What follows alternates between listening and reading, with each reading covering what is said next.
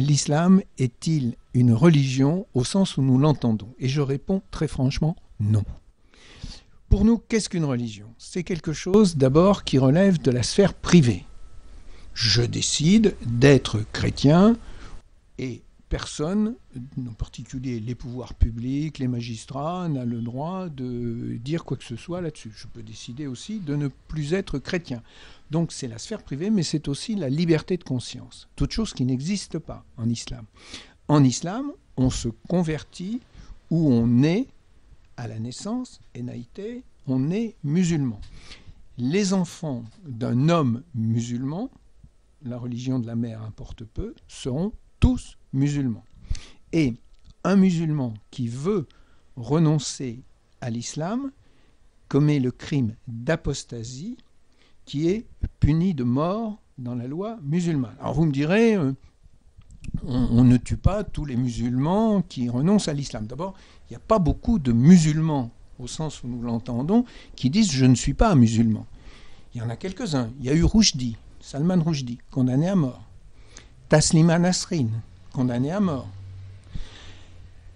Les musulmans se définissent par bien autre chose que la religion. D'ailleurs, M. Boubaker, qui est quand même le président du Conseil français du culte musulman, recteur de la mosquée de Paris, dans une interview au Figaro Magazine, a dit « l'islam va bien au-delà de ceux qui pratiquent les 5 piliers de l'islam, la prière, le jeûne, le pèlerinage, etc. C'est un droit, une loi, dit-il, c'est une civilisation et c'est un ensemble identitaire. »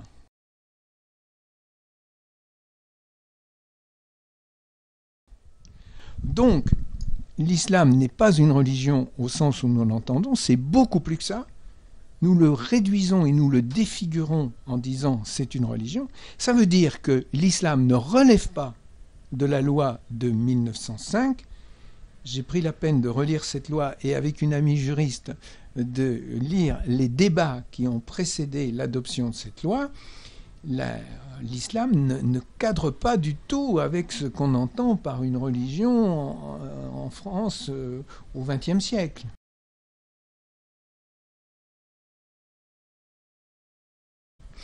Et donc se pose le problème, notamment, des privilèges accordés à une religion, donc dans le domaine de l'enseignement. Peut-il y avoir des collèges et des lycées musulmans? Alors s'il doit y avoir des collèges et des lycées musulmans, il faut qu'on puisse ouvrir des collèges ou des lycées socialistes, trotskistes, communistes, UMP, Front National, centristes, tout ce qu'on veut. Car l'islam, en plus, et ça c'est très important, n'a jamais séparé le religieux du politique dans ses textes fondateurs, tout au long de son histoire et aujourd'hui encore.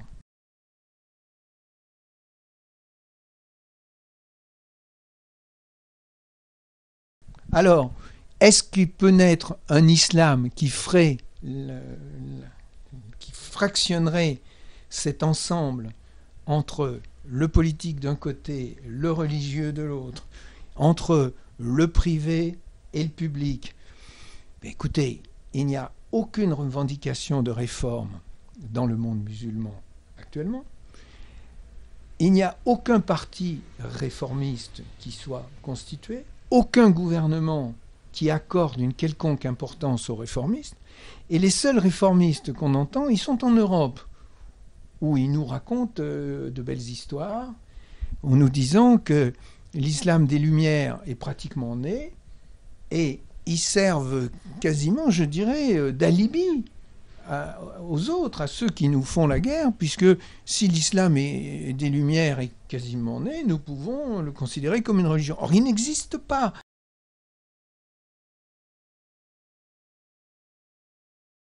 Et ce qui est très très important, c'est que tout au long de l'histoire, lorsqu'il y a eu des soulèvements populaires, des changements de dynastie, des rébellions de toutes sortes, ça n'a jamais été pour s'éloigner de l'islam des origines, mais pour un retour à l'islam des origines considéré comme plus pur, et c'est-à-dire aussi plus contraignant dans tous les domaines du public et privée. Donc l'islam n'est pas une religion. Et si nous acceptons cette définition de l'islam comme religion, point final, nous sommes cuits, nous sommes fichus, car nous nous interdisons de l'examiner, nous nous interdisons de le critiquer.